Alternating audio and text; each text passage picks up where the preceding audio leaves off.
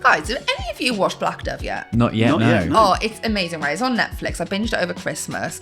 And what I particularly loved about it is that one of the big fight scenes was in a shipping container yard. Where else? Absolute classic. Every time. You know, in a film or a series, when they pan to shipping containers, shit's going down. Absolutely. It's Dexter, he was in a shipping container, wasn't he? Really? Yeah. It's the only place I fight. I do a fight club in them. Brilliant. Yeah. Great. Well, I'll go down Cardiff Dock, see if I can spot you. By the way, you shouldn't talk about that. Sorry, yeah. This isn't going out, right?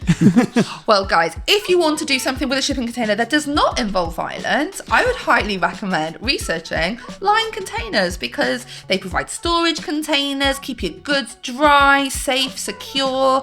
Also, they can modify them into basically anything you want. What would you modify your dream container into? I think, and weirdly, I had the idea straight away when you looked at me. I'd like to open a barber shop in a shipping container. Would you? I think it'd be really fun. Let's make that. You've got a good do on you as well. Bless You've you. always got Robin's good hair is magnificent. Bless you. always really good. What would your dream shipping container It'd be an aviary for hawks. Of course it would be. Great. Well, I really hope this is the sponsorship line containers wanted because it's the one they're getting, you know? But look, I'm sure all those things are possible. So if you Mine want... definitely isn't.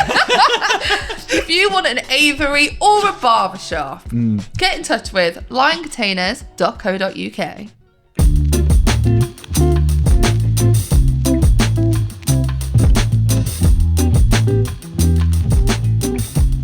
Hello and welcome to 4 Wales, Sea Wales with me, Robin Morgan. Me, Mel Owen. Me, Will Haywood. It's the first proper episode of 2025. Are you suggesting we pre-recorded the other one? No, I'm just suggesting that this is when the insight comes out. This is not just a dick around pod. This is the proper meat or Seriousness. tofu, depending on your preference. The proper meat. How have you both been? Really well, thank you. I will say, this is kind of the first day that I'm properly back in the real world. Like, I had Yeah. such a break over Christmas. Did you have a lot of emails waiting? It was horrendous. I was like, someone called me yesterday at 9 a.m. and I was like, that is rude. That's unacceptable. What are you doing? Yeah. How are you, Will? I don't know how to follow that. I'm all the better for seeing your jumper. It's strong. What does it say? Snog Mary Lloyd. So I'm going to celebrate Mary Lloyd tonight, and I hope I see other people there. It's the best night of the year. So for our Sisnig listeners, Yeah. what is that? So I think it's some kind of like pagan celebration, but it's like of the new year. So it's on different nights every year, depending on the sun and the moon, I think. That feels pagan-y. And basically, it's one of those occasions where I'm like, imagine not being Welsh, right? Yeah. Because we're all in a pub, we're all merry. Then there's whispers that Mary's coming and everyone loses their minds. Everyone's like, oh my God, she's on her way. And then a dead horse skull turns up and we all have a rap battle with her. And then we just move to a different pub and do that all over again until about 11 p.m. Because the tradition is they go around like the village, you knock, and you sing back to it. Yeah, so if she turns up to your house, you sing back. She raps back, I imagine. And then if you lose, which you always do, Sure. You've got to give her some food. Which I would like to embody that myself. I would like to, when you get to the end of the month, things are a bit tight. Sure. If I just rap turn up for your food. Yeah, I will turn up like Nicki Minaj at people's doors and start dropping some beats, and I will win, and they have to give me a can of beans. Keep doing it. February through December. Yeah, exactly. Melly Lloyd. Melly Lloyd. It's merch. That's it. Merch. Melly Lloyd. Merch. Get Melly it down. Lloyd. For the live show. But thank you for giving my jumper a shout out. It was designed by my friend Nell, who absolutely adores Mary Lloyd. Not Welsh, but the first time she saw it, she was like, I am now Welsh. Obsessed. Yeah. And she designed the jumper for me. So thank you so much. Oh, nice. Yes, your t-shirt is giving something. My t-shirt. This is the Galapagos Island National Park Reserve logo. I went to the Galapagos Islands back in February last year, and I loved it. And this episode is going to be all about the environment and global warming, so it felt fitting. Yeah. Because we talked about it a bit before, didn't we? But we did one of those things where we said, we're going to do a show on this. I know we've actually done it. I know. And then we're actually going to talk about it. Look at this.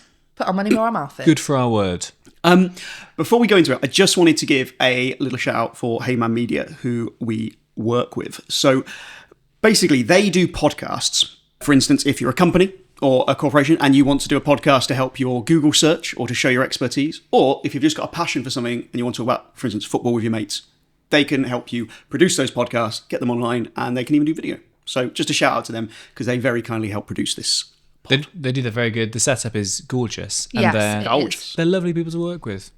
They're right. Should we now do the character of...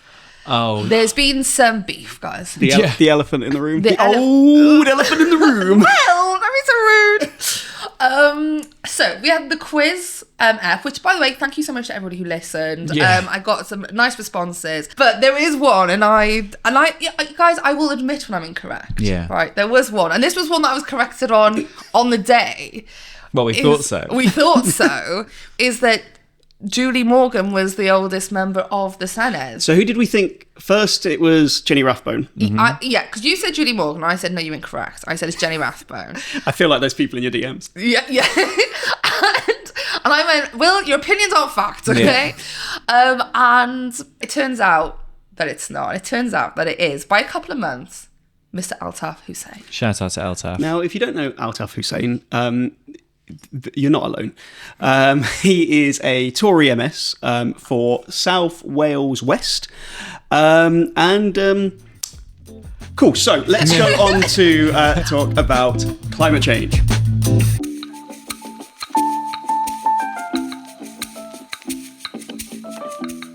This is a topic that I actually really care about. I'm fairly apathetic to almost everything. And sometimes I think that makes me quite a good journalist because you can analyse stuff independently, and sometimes I think it makes me a pretty boring person to be friends with. So we're going to talk about climate change, global warming, and especially in a Welsh context. So for Wales, there's lots of issues that we're already facing, but we're going to face more. So, for instance, sea level rise. Cardiff is one of the most at-risk cities in the world. Yeah. There's only like 2 cities which are deemed to be more at risk than Cardiff, and that's essentially because of the sea level rise element of it. Can I ask, is it because Cardiff's so flat? It's because Cardiff's so it's essentially at sea level. Right, okay. Because it's so low, and we already have the barrage which protects Cardiff, but it's a huge population centre, and I mean the Gwent levels by their name are pretty level. Sure. So a small rise in sea level will be pretty catastrophic if you don't build flood defences. I'm not saying Cardiff's going to be underwater, but if you don't act, it would be. So Sure. Cardiff's Okay. deemed very at risk. It's also at the base of lots of valleys, which are lots of rivers, which all flow down one particular way, so there's risks from river flooding. But you also have things like fires, because especially in the valleys, people love to start fires. Like grass fires every year. Like the amount, like when Is that a thing? the amount of grass fires people start on the hills, around the valleys especially, is ridiculous. I had quite a good relationship with South Wales Fire, and I'd ring and they'd say, yeah, there's been 3 fires started, like, overnight. Wow. And they spread really quickly because it's just grass. Yeah. But that is going to get a bigger risk because it's not all deliberate. Most of the ones in Wales actually are deliberate, but it's stuff like someone flicks a cigarette. It's, I guess, accidental stuff. That's basically every plot line of Fireman Sam, where naughty Norman Price has done something fucking again. And Put him in jail at this there's point. no ramifications. No, he's not going to learn. He's never taken accountability for his actions. Sent him to Borstal. Yeah, I'm with you on this. Yeah, end of series. Yeah, That's yeah. the That's series the finale. few things you get passionate about. For me, it's like, Yeah, you're passionate about Yeah. climate change. I'm Yeah. passionate about that fucking prick. And do you know what? naughty Norman Send Price. Peppa Pig with him because she's got a fucking attitude on her. She's just got a bad attitude. Yeah. so, I'm with you on that. Yeah, and I stand by that. so talking to people with bad attitude. Nice link. Thank you. All credible scientists now agree that the world is warming, and it's warming because of the actions of humanity. There'll be there's a few who have a degree and say otherwise. It's as close as you can get to scientific fact. It is a fact. Yeah. But some of our politicians, even in Wales, have denied this over the last 10 years, even though for the last 50 years it's been pretty obvious. So I wanted to give you some examples. So have I told you about my love-hate relationship with David T.C. Davis? Yeah, we've chatted about old TC on the pod before, haven't we? Yeah, so he was the MP for Monmouthshire. He got voted out, and he was the Secretary of State for Wales. He then left. He was voted out. Yeah. That's a good PR spin on being not winning an election. Yeah. I left. Because of the public. I'm lobbying for a job as TC's. Who now works for, what's his name? So he was working Darren Miller. for Laura Land Jones, but he's now the chief of staff for the Welsh Conservatives. Darren Miller. Really great to see they've really learnt from their previous mistakes. We actually get on quite well now, but because he loves a ruck. He loves a bit of a verbal scrap. I wouldn't want to do a physical scrap because he's actually quite tall and he's in really good shape. Yeah. What is Well, I have less of a love-hate relationship with him, I'm not gonna lie. Yeah. There was a interview that we were on like a radio, kind of question timey thing together. And he was basically insinuating that trans men are very, very dangerous to women. And I pointed out that more conservative MPs have been accused of sexual assault than trans men all put together. And when I've never been so close to just storming out of a studio. It was really bad. Wow. And that was the last time we've seen each other. And we can keep that in. He'll remember. Yeah. So, I bet he fucking loves climate change. I bet he loves it. Basically, he now says that he believes in climate change and thinks it's an issue. But when he became Secretary of State for Wales, I went through some of his blogs, which was a thrill ride.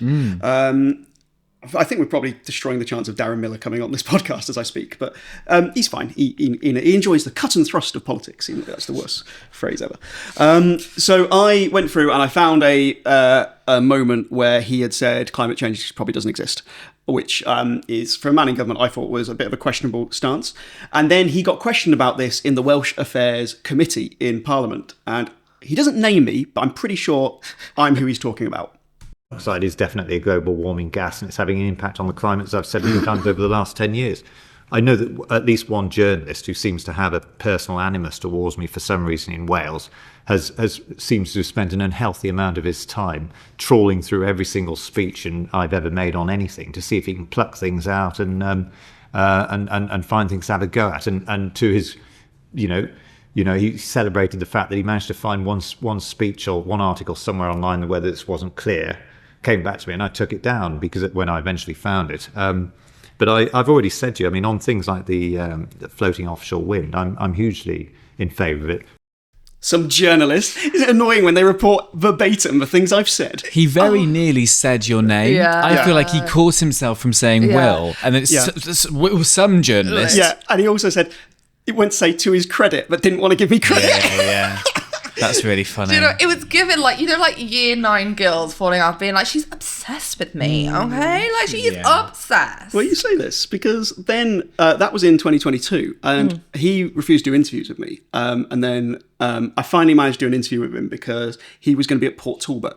And Wales Online owns loads of like small publications, including the Glamorgan Gazette. And his team sent a message to the Glamorgan Gazette saying, if you want to send a reporter to interview David T.C. Davis, he'll be at Port Talbot. So we replied through that account saying, yeah, we'll send a reporter along. And then I rocked up and we had a nice exchange. Love that. Oh, well, I'm glad it kind of was nice. Well, this is what he then said when he lost his seat. I mean, making your enemies your friends. I did not see this coming. So this was what he said. I remember. Go play it. I remember it though. And 2 other things I want to make, actually, which you may not hear from many people in my position. Firstly, to the journalists of Wales, who I think I've complained about them so many times. People like Will Hayward and Martin Shipton and Vaughan Roderick and all of them. And I have to say, I think sometimes the complaints were justified, but actually you do a superb job of holding each and every single one of us to account. Okay, well, I mean, that's graceful. And that's like Gracious. On election night, him doing a Didn't speech, thank right? his wife. Because does she hold politicians to account? Well, no. No. Because Mrs. Davis doesn't do that. And I've said it for years. But we also had. Do you remember Neil Hamilton? Yeah. Yes. Yeah. How can you not? He did. I'm not going to play you the full 2-minute rant because life's too short. But he did this when he was an MS back in 2019. I'll play you the end of it. And if we were to obliterate the population of whales and all the animals on the fields, then we would reduce our carbon emissions by such a small amount that India's proposed increases would extinguish those gains in a matter of 10 weeks. So let's wake up and wise up. There is no climate change problem. Okay, no one's suggesting we obliterate the people and animals. Obliterate all of the people and animals in the fields. Nobody's asking for that, Neil. You've very much misunderstood. That's wild. Like a comet, but like just for whales. We've got to, even if we obliterated all the animals in the fields. Oh God, my horse is just there in the fields quivering at the sight of Neil coming over the hill. He was elected in Wales. He was. For years. Mm-hmm. Insane. He was like, I've heard other politicians from other parties say that when he wasn't on camera and when he was just doing his job, he was actually quite intelligent and reasonable and good to work with. But the minute he was in front or he was in the chamber in less than a year, he just became a pillar. He's just found a part of politics which he can navigate very easily. You say some pretty outrageous stuff, and then you can be at the top of a list, and then you get a public sector salary for a long time. He also employed his wife as at the public's expense as an advisor. An advisor? On what? The best field to obliterate animals. Yeah, bazookas. Yeah. Lord. So what I want to do just to start with is talk about a few kind of climate change myths, because what you didn't hear, because I didn't want to play you 2 minutes of Neil Hamilton, because Thank you. I wouldn't wish that on anyone. I wanted just to address some of the myths that you sometimes hear still, because what we had when it became obvious in, say, the 70s, 80s that the world was warming, and it was caused by fossil fuel burning. Fossil fuel companies and the fossil fuel lobby essentially had a tactic of trying to disprove this. So basically saying that this isn't true. So instead of accepting it, they argued, it's like with smoking when they said, actually, it's good for you. So that was the tactic up until kind of the late 2000s. The aim was to essentially discredit that, say, this isn't happening. So they'd say things like, actually, it isn't getting warmer, when unequivocally it is. That is like the easiest thing to prove. Just look at the year-on-year increase in average temperature. It's massive. The other thing that they said was that we're going into a mini ice age. Hear that a lot? A few. Yeah, I remember that going about. It's just that also just not true. That's a few scientists argued that isn't true. That's a relief. Another one which was put forward a lot. This was from Boris Johnson. He's actually said this, is that the changes are actually caused by the sun. So the sun is warming and the sun's more active, and therefore that's what's heating Earth. Actually, the sun has actually had a slight cooling in the last, I think it's last 100 years or so. You hear these things quite a lot. I mean, Donald Trump argued that the ice caps are increasing, which is also not true. Oh my God, you mean that Boris Johnson and Donald Trump said something that wasn't true? Yeah, this is... Oh my days, I'm really glad I'm sat down for this. This is concerning. So you had the kind of arguments of this isn't true, but then it became so obvious, and public opinion was actually so, we believe this. We believe that climate change is happening. We believe that we are causing it. So what they then, the change in recent years has moved away from let's argue against climate change happening, and now let's argue against the methods by which we want to tackle it. So you'll notice everyone arguing about net zero. Net zero is terrible. And one of Neil Hamilton's arguments is that renewables have made bills more expensive for people.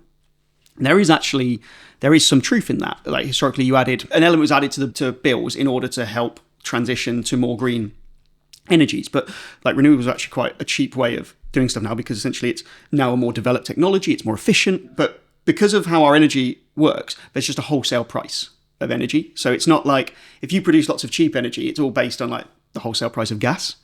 So actually it's a bit more complicated than this, but so much of what politicians do now is about attacking the ways that we get to net zero. And you might ask, why are they doing this? They also have to live on this earth. The part of the reason that they are doing this is because really the only way to truly kind of tackle climate change is to tackle essentially mass consumption.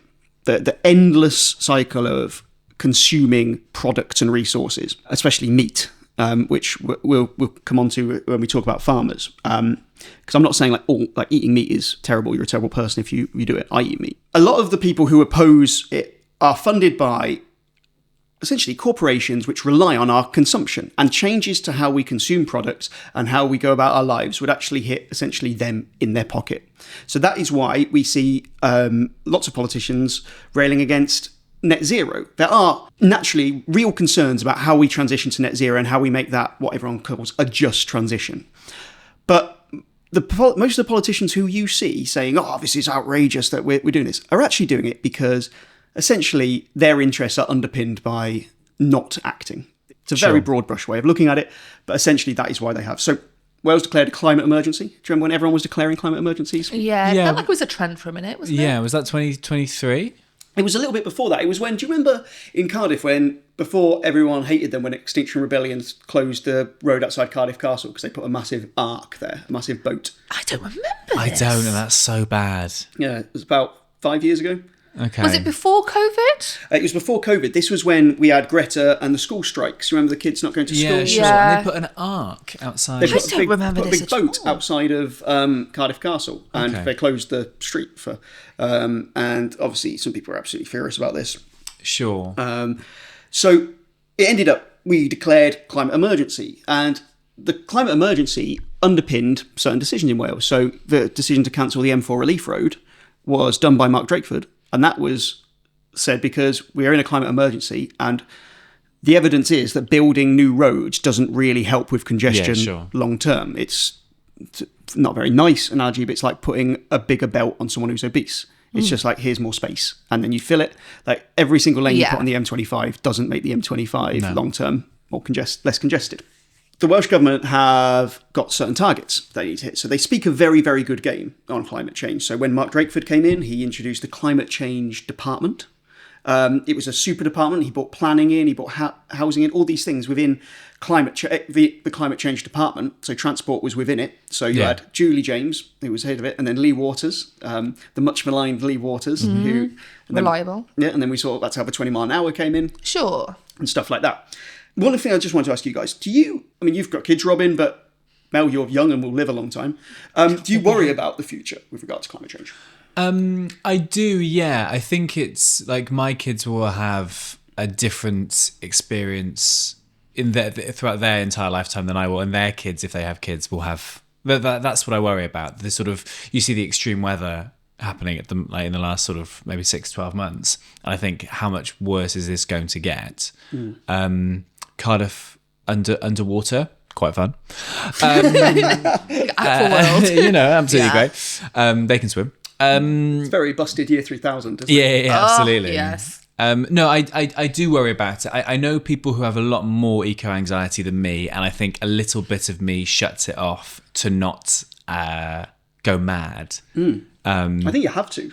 Yeah, I think it's not healthy for us to. A few years ago, I read this stat, which basically now we're all consuming, breaking news on our phones constantly. We're consuming, I don't know what the stat is annoyingly, but like as much information in a day as you used to consume in a year, based on the amount of news and the amount of input. And I think that's not good for us mentally. So yeah, I think you've got to sort of shut stuff off, right? But no, I do worry about it from my kids' point of view. But I think their generation is growing up with a different attitude to it. Like there's like an eco council at the school, and my son, went up for that and stuff. So they're trying to do stuff, and I think the education is good for it. Yeah. But yeah, a little bit worried. What about you?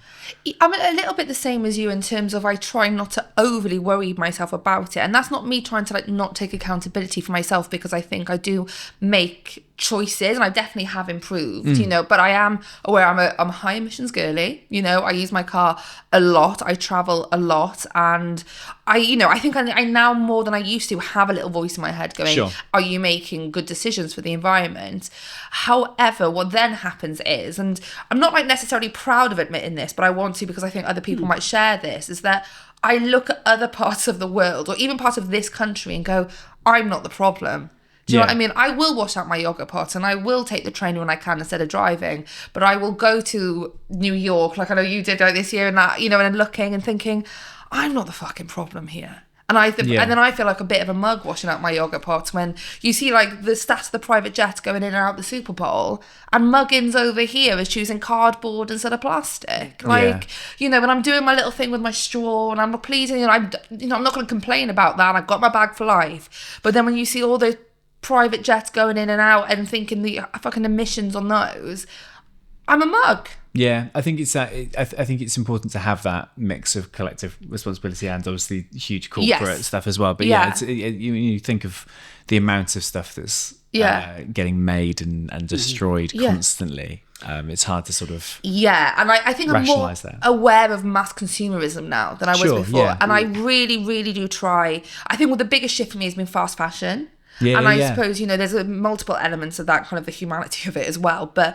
like, I really, where I can now, try not to shop fast fashion. I try and be a little bit more mindful in that regard. And do I need something tomorrow? Do I need it tomorrow? Or can it wait for 3 weeks because it's come from an independent retailer and and that kind of thing? Or can I buy secondhand, or I sell a lot more of my clothes? So I am making more conscious decisions, but I do catch myself going, oh, sod it, let me just do this because when, I'm not the problem. Yeah, I think fast fashion is a huge, culturally, I think we're all kind of more aware of it now as well. I'm doing similar things, not for the environment, just because I want to bankrupt every winner of Love Island. That's my plan. Yeah. I don't want... That's also an ethic. That is, it is, yeah. I think I totally get that mentality, Mark, because at the start of COVID, we stopped driving. We stopped pretty much flying to an extent that like we could never just do in normal circumstances. And emissions went down 8%. And seeing the way that nature like rebirthed itself, like, the dolphins in, was it Vienna? Like there was people coming in, like even in Aberystwyth, like where we went down to the prom, and like the dolphins were coming so close to the shore because they could all of a sudden, and it was just a beautiful thing. And I think there was an element in COVID where we all went, oh, this is really great. What this if is going to be the change? Yeah. And now look. Well, I want to come on to nature in a sec. I think you're absolutely right. But that thing of we all stopped driving anywhere, and emissions went down just 8%. Yeah. And I think what that demonstrated was the limits of individual action. So ultimately, the people that can make a difference in the most meaningful way is governments, and they have woefully failed for decade after decade after decade. They are still failing. They pay lip service to net zero. But we saw with the Welsh Government over the tree planting. So let's just talk about the Welsh Government's targets. So if we say, so there's certain things that the Welsh Government can't really do much about because it's not devolved, but things they can do are things like farming or land use. They introduced that 10% tree planting, which is obviously very controversial, which they've now rode back on and said it's going to be 10% across all farms, but not each farm has to be 10%. So certain farms can. But the Welsh Government are massively, massively behind on both tree planting and what's called peat land restoration. So peat bogs are really, really good for... do you know a peat bog? I've never met him, no. No, he's good. He's nice. He's like a bit dirty. Sure. Yeah, filthy man. They're really good at sequestering carbon. So they take loads and loads of carbon in. Lots of Wales's peat bogs are in terrible condition, not least because we graze lots of sheep on them. Right. We want to go back to that nature thing because people often kind of treat the climate crisis and the kind of nature and biodiversity crisis as separate things, and they're all completely intertwined. I went walking in the Brecon Beacons over New Year. It was very nice. I've paid for the OS app, which means you can like see where you are on the paths instead of... Have you ever been on a hike and you just look on Google Maps and then realise you're just in the middle of green? It means nothing when you're actually having a hike. Yeah, so if you get the OS app, sponsor us, you can essentially just walk. Like, you can walk on the footpath and it tells you if you've gone off the footpath, because some of the footpaths are quite hard to see. So anyway. Falling off a cliff. I've gone off the path. yeah. According to my app. Oh, I need to lock screen because it's just spinning. But... when you walk around the Brecon Beacons, I think a lot of people... Or Bannau Brycheiniog, just for the people who are going to pick us up on that, but sure, If you're on Bannau Brycheiniog... Yeah, well done. It's a big one, to be fair. Thank you. Yeah. Cheers. We actually did a show recently and Mel wrote it down phonetically for me on a piece of paper and put it next to me. It was adorable. It was very really cool. nice. I've got you, boo. I still fucked it up. Yeah, so when you walk around there, you look and you think, oh, look at this perfect landscape. But actually...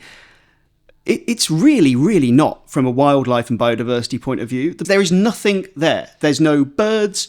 There's a few kites, but we've introduced and we feed. But from the point of view of like insects, mammals, everything, it's essentially a desert. There is no real actual wildlife there, considering it is a national park. And the reason for that, primarily, it's not exclusively, but primarily is because we graze sheep on it. And sheep, when they eat really, really close to the ground. So no tree could ever grow. Nothing can ever grow beyond small bits of grass because the sheep eat all the way. So like, there's certain grazing animals which help the natural world. So They're great for weeding. This is the thing. They are great for weeding. Can I ask then, just on Yeah. that, because I don't know. No. And so like on our farm, our family farm, we have like certain areas that we're paid not to graze. Yeah. And also we've got a nature corridor, if that makes sense. That's fantastic. We're just, the Welsh, I believe it's the Welsh Government pays to like let it grow. Is that to do with this? Yeah, so the payments for farmers to use their land in a certain way actually originally came from the Common Agricultural Policy, which was the EU. Sure. But now the Welsh Government have kind of taken over that, but that's what the tree planting thing, because they were trying to bring in a proper legislation, because at the moment it's just like a holdover from the EU. And that thing about nature corridors is really, really good. And that sounds like a really ethical way for farm, because people aren't saying we don't want any farmers. What the argument, so take nature corridors. One of the problems we have in Wales is we have pockets of lots of wildlife. But the problem is they're not connected in any way. There's like huge open fields are actually not great corridors for animals if you've just got open fields. Roads will go across them and stuff like that. And if you don't have these corridors, if a species dies out in a certain area, it's gone. Essentially, it's its own little community. Whereas if you can connect all of them, that makes it a much more varied habitat, and it means that animals can move between it. Farmers typically, actually, some of them, I'm speaking in generalities here because farmers are as varied as any people. You're not a uniform group. They don't really like nature corridors as a rule because it enables disease to travel. So if you had a disease in badgers, for instance, like TB, and you allow a nature corridor, the TB badger can just rock all over the place and it doesn't remain contained. The Welsh Government want to make nature more diverse because lots of areas of the beacons should really be forests, because you see the forest, like the kind of forestries within in the Brecon Beacons, and they'll be all essentially one type of tree. It's almost like a kind of conifer, and that's just for timber. But when you have forests which are just one type of tree, it's almost as good as a desert in lots of ways, because it doesn't allow habitats thrive when there's variety. Why is that the case? That is it just sheep? And is that fixable? I'm not suggesting we do a Neil Hamilton and bomb the sheep, but could we rectify this? Could we be able to increase the amount of different sources you of can wildlife there? absolutely restore nature. You can rewild. The challenge is, quite understandably, farmers who've tilled land for generation after generation after generation are naturally really concerned, because even if you say, right, you're now going to get paid to have more forestry or reduce the amount of sheep, but you get paid to essentially have different habitats on your land, their concern is primarily that, well, firstly, it's change, and change is inherently quite scary for everyone, but also it might take fewer people to manage that land. So essentially the amount of people working in rural Wales, which is also a big safeguard area for the Welsh language, would then reduce. So that's a concern that they have, but it's absolutely possible. So I'm wearing my Galapagos Island shirt. Yeah. And that people think of the Galapagos Islands as this kind of paradise, unspoiled, really isolated. It was absolutely destroyed by humans. Absolutely fucked. We went there, we introduced rats, which essentially killed all the tortoise eggs. Yeah. We introduced goats, which killed loads of stuff. We introduced certain types of wasps, which killed loads of the birds. Why were we bringing wasps? I know. The other All the bad shit. Who brought wasps? And who packed wasps? and the saddest thing is, you go there and you see loads of tortoises, but part of the problem is they're all men. And the reason they're all men I is... hate it already. Yeah, I hate it. It's like a club on a Friday night. Yeah, exactly. like a panel show in 2009. And one woman comes in and they all start rubbing their shell. Yeah. Hated that, by the way. Hated that gesture. Hated the gesture. But accurate. And the reason is because historically when ships would dock at the Galapagos, they'd need food, so they'd pick up tortoises to eat and put on the things. But the men all weighed much more than the females, so they'd always take the females. Oh, so the skinny queens are getting eaten. Yeah. So there's just one fat diva, just me and the lads. This is I've said this and I'll say it again. Being thick has its benefits. Yeah. It does, and I mean the thick with a double K. Yeah. Right, you're harder to kidnap and clearly harder to eat. Kidnap. Stand by it. Thick thighs save lives. Yeah, safety first. How have you got so many rhymes? I'm prepared for my rap battle tonight. Yeah. That's what it is. And the thing with the Galapagos Islands, after extended work, they managed to rewild that and make it better. And now it's got issues, but it's a thriving environment and habitat after all the damage we did. Can we just I want to just touch on the farming thing, because this is obviously it's really conflicting for me, because I know you touched on it. You say that the industry, agriculture as an industry, it's much more than a job. It's much more than a workplace. And I think that, there are the great majority of farmers are so reasonable, and they know that things are going to have to change. But I do feel like the problem is people aren't working with the farmers. And I think if you want to talk to anybody who knows about the land, not just animals, but the land and how to best keep it, farmers are the ones who know, and the thought of how different my community would be if farming was reduced to quite a dramatic scale is heartbreaking. And when I then do look at cities and think, who are the biggest polluters here?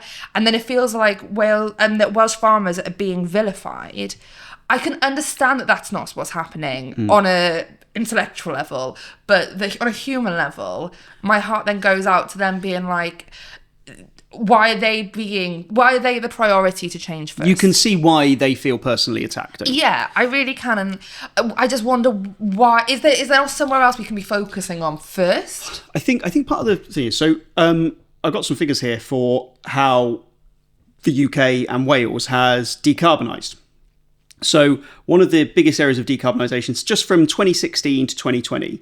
So power in Wales, so how we heat our homes and stuff, and turn on the lights, has decarbonised by 68%.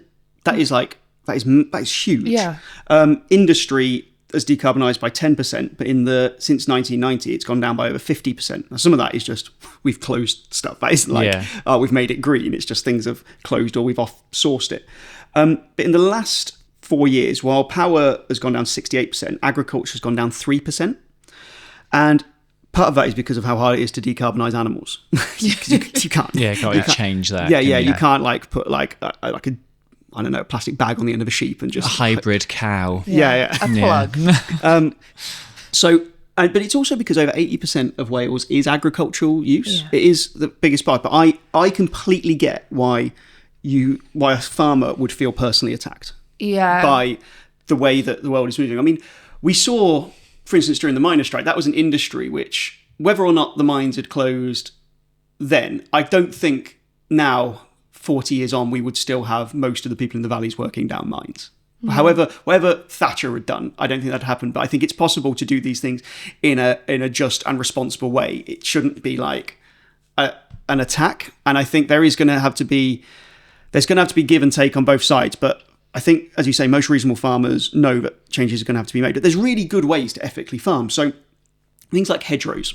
Hedgerows are like a massive, massive boon for biodiversity. So you essentially create these big, thick hedgerows, which are like corridors, which run through land, and birds can nest in them. When bits of them die, they rot. They create things like, they create bacteria, lichen can grow on them, insects can grow on them, which feed birds, which then you get the larger animals. And we have more of those in Wales, right, than they do in England. If you look at the way that the landscape is set out, fields and stuff like rolling hills are much more common in England because we have much smaller, and obviously just the way that, is it the feudal system? Yeah, the way that we were set up as it's how enclosure happened, essentially. Yeah. So obviously we have more of those in Wales anyway, which is a point to us. That's a very good point to us. The thing that can be a negative, if you allow cows and livestock to graze up to a hedge, you almost completely destroy any biodiversity value that hedge has. Oh, okay. So if you're a bird and you're nesting and a cow is coming into that, I'm about to say it's an extreme example. I'm not sure how extreme it is. Yeah. But I mean, for the bird, it's quite extreme. Yeah, the bird. Also for the cow. Sure. Yeah. So imagine you're trying to sleep and you wake up and there's a cow's head in your face. Yeah. I wouldn't like it personally. No, personally, and I'm on the bird side here. But how has the cow got upstairs to my... Do you know what? He's made that effort. Fair play. Yeah, you know. Let's crack on. You can lead a cow to my me and my wife's bedroom. But you can't make a drink. Yeah, because we're looking for a third. I'm not sure. What's happening here. Yeah. Comes on with a corn on. You're not a unicorn, you're a cow. Sorry, back to the intellect. So you see, like, good hedges, good farmers with hedges will have like a fence before the hedge, just like a wire, to stop them being able to reach it, and that's really good. I'm not telling farmers will know how to ethically farm their land better than I will. Yeah. I'm not telling them how to do it, but I'm just trying to show that there are ways of which you can do it. But going back to these Wales targets, so farming. They're kind of massively missing on land use. They're miles behind on peat restoration. Well, they're not behind on their own targets, but they're massively behind on where the Climate Change Committee say they should be to reach net zero. Okay. They are on waste. Fucking brilliant. They basically put everything into waste. Good at recycling. Yeah. Really good. Transport. They're doing okay on trying to get people to switch to not use their cars, but ultimately in so many ways they're failing because you can't not have a car in most of Wales. Wales that feels like an impossible suggestion, to be honest. Even like having a fully electric car in the majority of Wales would not be possible. Well, even in Cardiff, right? One of the things that the Climate Change Committee, which is this independent body which analyses how countries are performing, said Wales is really struggling on charging points. So my old housemate used to have an electric car, and I live in a terrace house, which just is straight onto the street. There's no drive. And if you want to charge, you have to run something through the window and then across a path, which is, I mean... dangerous. Yeah, like if you're a wheelchair user and we've put this like wire across. But he would go and park his car like a quarter of a mile away and then walk because there was like one space. So every kind of eco-warrior in the area hated each other. Yeah, of course. It's like a turf war. But I remember, do you remember when there was a fuel shortage about 18 months ago? 2022? Yeah. I remember driving from my house in Pontcanna to Barry to try and get the last bit of fuel because I needed to get to London the next day. And I was like, I'm going to... tinfoil hat on, conspiracy. I think that was orchestrated. I'm just going to... Love that. Yeah, I'm not... I think, the fuel companies needed a bit of a boost. I bought a jerry can during that shortage. A jerry can is such a manly thing to have, isn't it? It's just in my garage / office. But you've got it. Got the jerry can. Did you walk to the thing with it? No, because I felt like I'd be a knob. Do you know what I mean? I just drove my car. Was it metal? No, it's like a shit plastic one. Still, it looks good. Has it got the long tube as well? Yeah, it's got a long tube. Anyway. So if anyone needs any petrol, let me know. I'll fill my jerry can. I'll bring it to the live show. You get petrol. You get petrol. Right, let's all hold our lighters up. Take the glee down with us. But that shortage, I was like, fucking hell, man, I had to drive like all the way across the city and then queue outside a garage. And he was like, now imagine that is an electric car. Sure. That's what electric car users basically. If you don't have a drive, it's what you do every day. It's like, that's wild. The other thing that they're struggling on a bit is getting us to switch from gas boilers. So do you guys have gas boilers? I've got a gas boiler. I do have a gas boiler. Isn't it not that certain... It's going to not be illegal, but they're just not going to manufacture them from a certain time onwards? Well, Julie James, when she was in charge of the climate brief, said that by 2030 there'd be no gas boilers in Wales, which is absolutely insane because we are now 5 years away from that, and they're building huge estates with 30,000 houses, all of which have gas boilers. Sure. If you were to have everyone had electric heating, if you completely decarbonise the grid, so that the grid is all done with renewables, then that heating is essentially carbon neutral. There's no carbon produced. Sure. There is an opportunity, and you could argue that if Wales had done this 10 years ago, we'd be in a much better position. But there is an opportunity where Wales was originally essentially put on the map from a economic perspective because of coal, wasn't it? First £1 million cheque signed in Cardiff.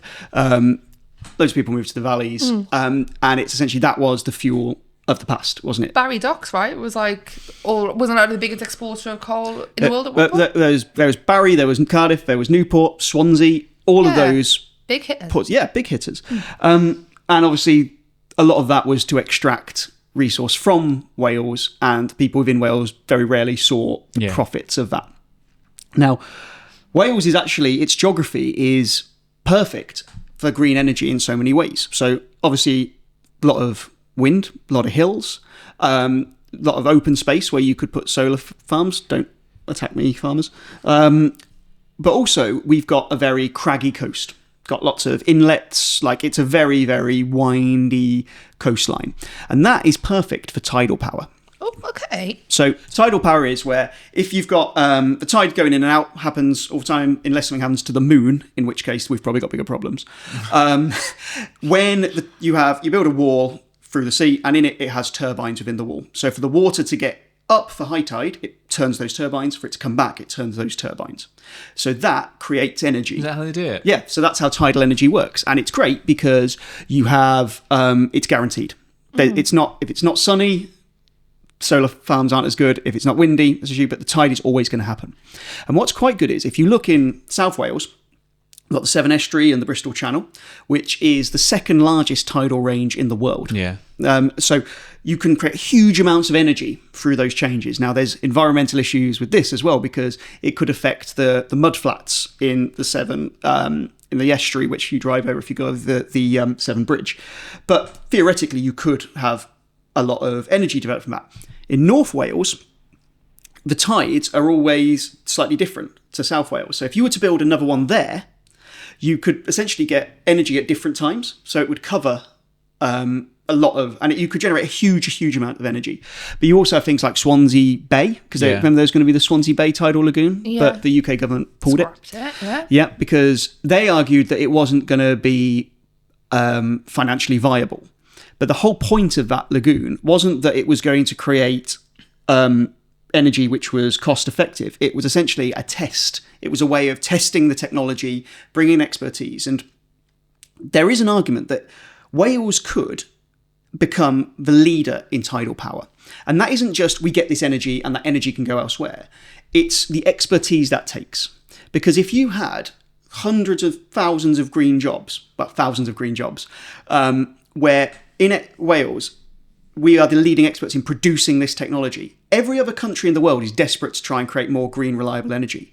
If Wales was the place where we did that, and we exported that knowledge, we could essentially have a system whereby energy and power, which comes from Wales, won't instead come from under people's feet and be exported at the cost of their health. Their expertise in producing that will be exported, and that could be a massive industry. Yeah, and for Welsh Wales. businesses, Welsh companies, selling, like there's a huge fintech sector in South Wales, and they're sort of selling companies to like Canada and things. Like if we were doing that environmentally, that's really hopeful. That's really exciting. So, sorry, please. I was going to ask, so which government That's could my question. it's one mind. Is it? Who could implicate that?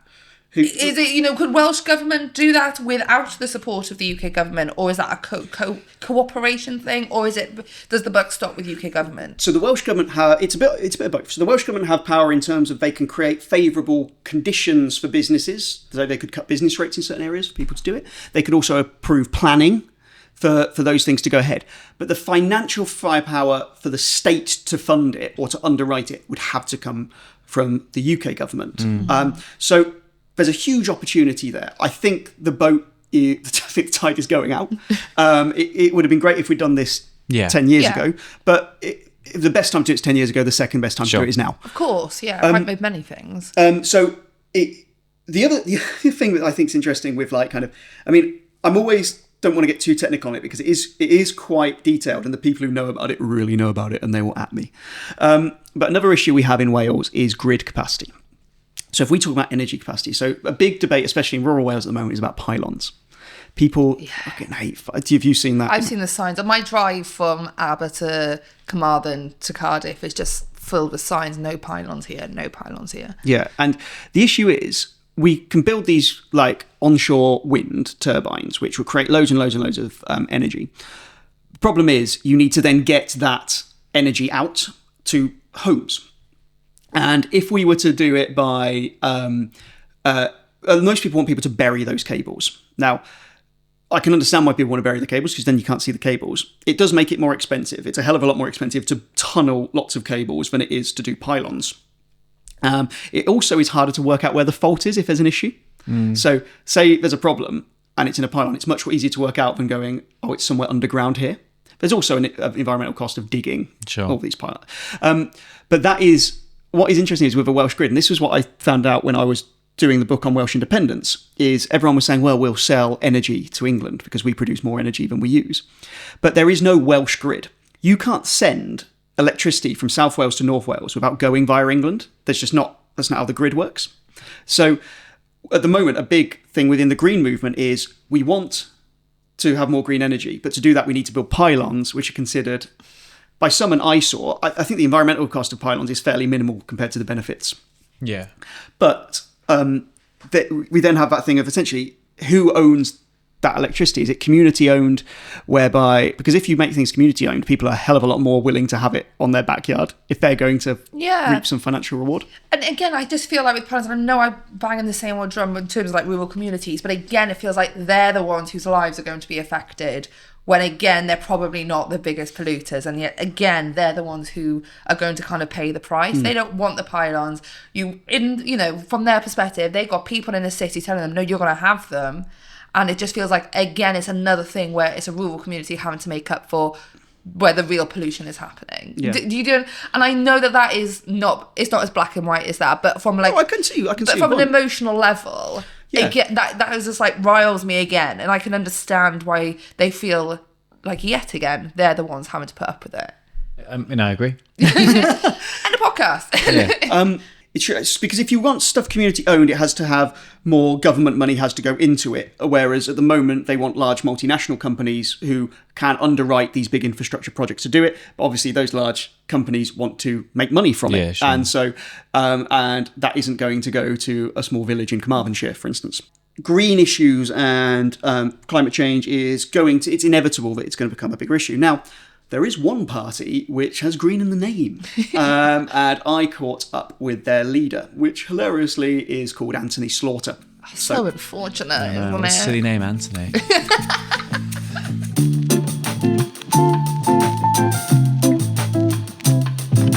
So I'm going to give you a background on Anthony Slaughter. He is the Welsh Green Party leader. He was from Hull originally. He then grew up in South Africa and was like an anti-apartheid guy. And he told me this. I didn't believe it, so I looked it up, and it's actually true. He was part of the first South African punk band to release a single in Europe.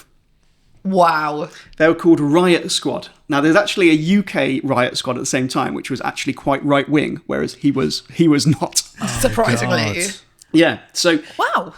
So he then moved back, when he came out, he moved back to London, and he was part of the kind of anarcho-squatter scene in London. Love that. Yeah. And he told me that if he met himself then and he said, I would be in a political party, he would have been disgusted. Sure, yeah. Let alone the leader of a political party. So the Greens are interesting because they are.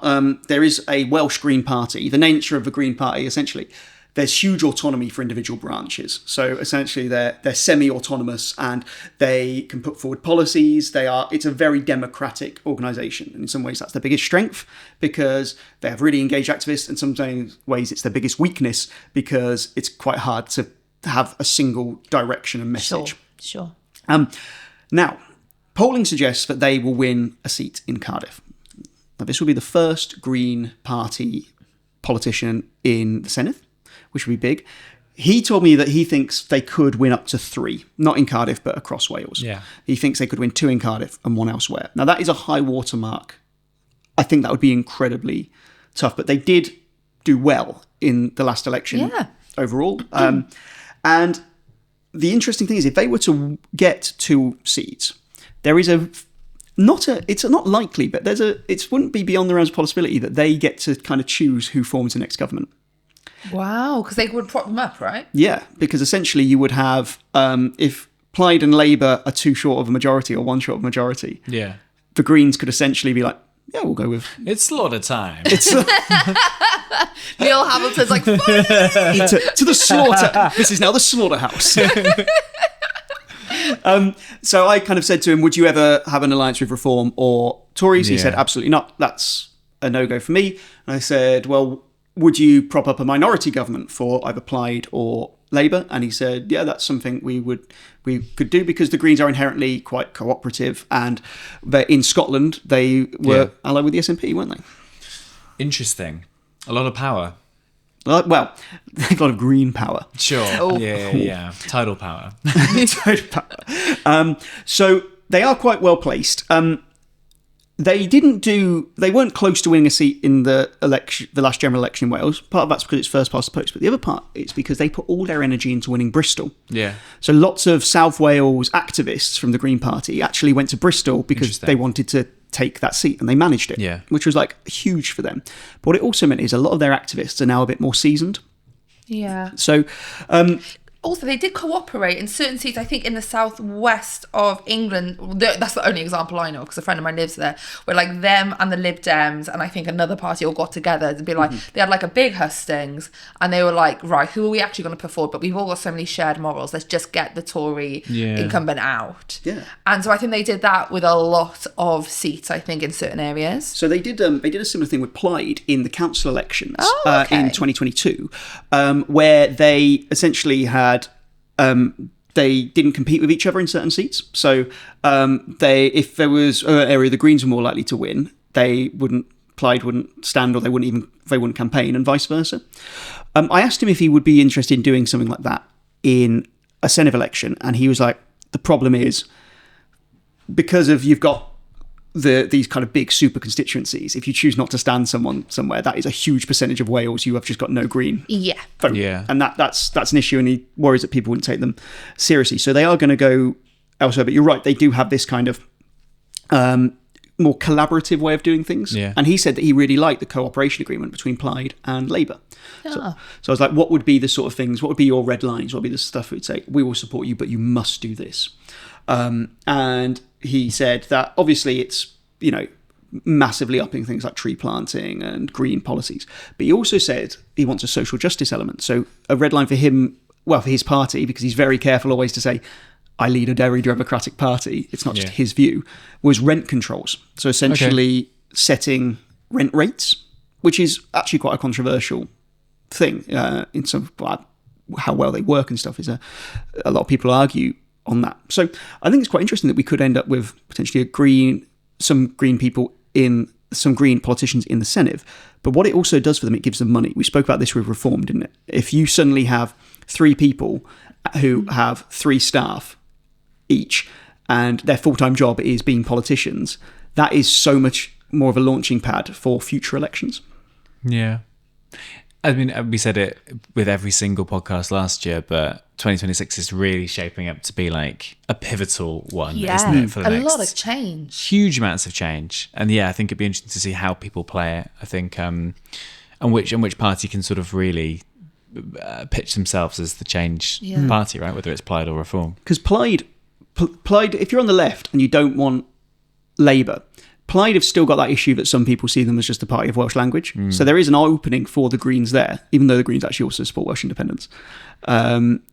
What are your thoughts on the Greens? I've always thought of them as a party that tend to do well in sort of smaller elections, I suppose, rather than general elections. I think is the system, but I think that maybe it's just the circles that I move in. But I feel like they have support, but no one is kind of like I will 100% vote for this party. The Welsh, I mean, I'd heard of Anthony Slaughter. I'm aware of his work, but in terms of profile on the national stage, they don't tend to get a lot. Caroline Lucas, I was always a huge fan of. That's pretty much it for me.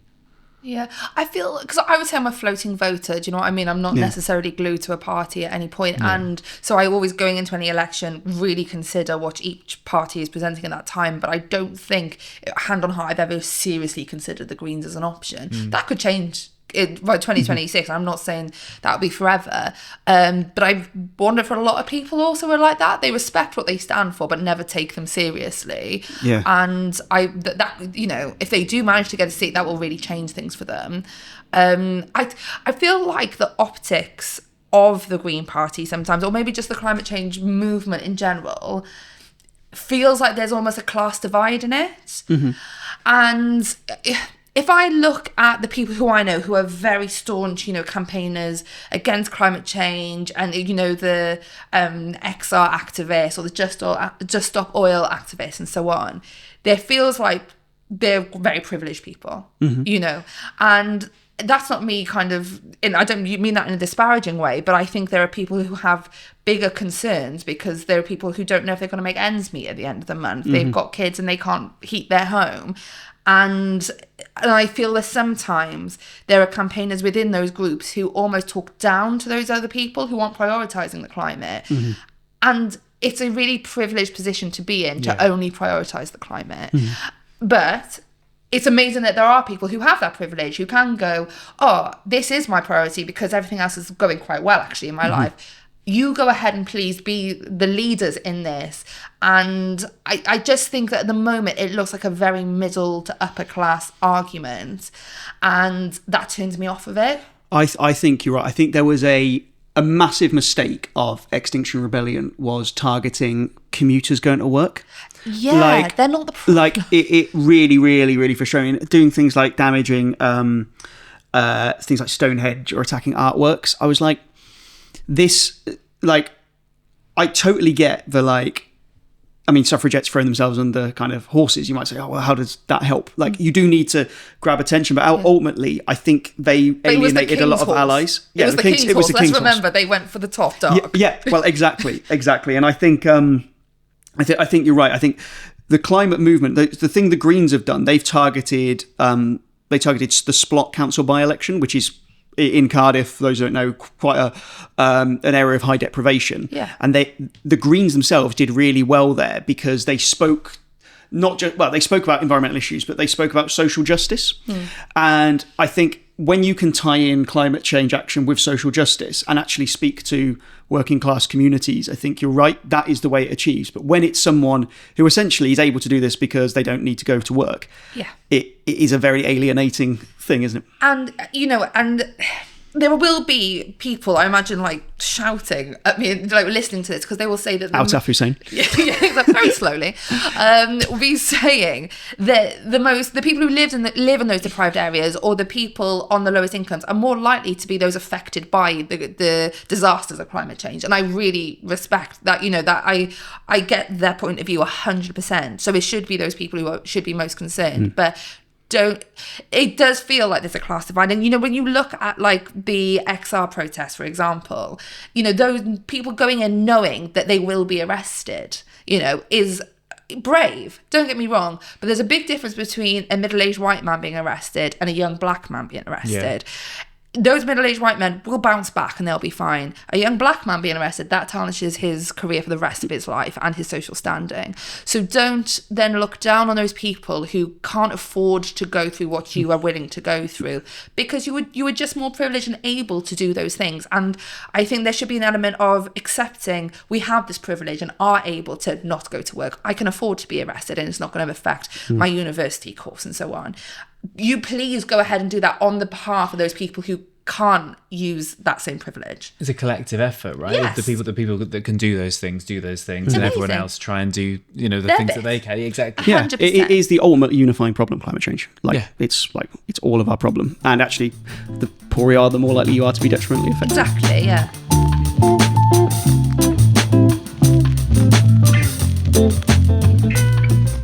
Cool. So, any other business? We have. There will be news about the live show coming out soon. Very shortly. We've got a special guest on the week after next. Yeah.